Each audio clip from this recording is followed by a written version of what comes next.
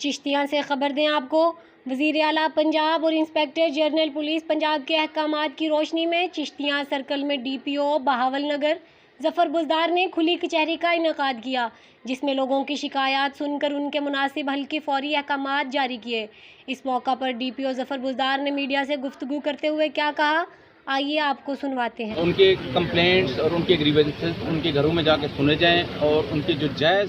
Issues ہیں ان کو وہاں پہ حل کیا جائے، نمبر 1۔ اور جو وہاں پہ حل ہونے والے نہیں ہیں، کوئی ایسی باتیں آپ نے دیکھی ہیں جو توجہ طلب اور انکوائری طلب امور ہوتے ہیں، وہاں پہ موقع پہ ان کا فیصلہ کرنا قانونی انصاف نہیں ہوتا، تو ان کو باقاعدہ طور پہ انکوائر کیا گیا ہے۔ جو جینوئن گریوینسز ہے 2-3 پرچے جو جن کا 149 ضابطہ فوجداری کے تحت پرچہ ہو جانا چاہیے تھا، ان کا آپ کے سامنے میں نے حکم دے دیا ہے کہ ابھی پرچہ 5 بجے ان کا ہو جاتا ہے، جو ہی تھانے اپنی درخواست پیش کرتا ہے۔ تو آئی ہوپ کہ یہ جو پہلے سلسلہ ہم نے چشتیاں سے شروع کیا ہے، باقی تحصیلوں میں بھی جائیں گے، اور جہاں پہ جو آنے والے لوگ تھے وہ زیادہ تر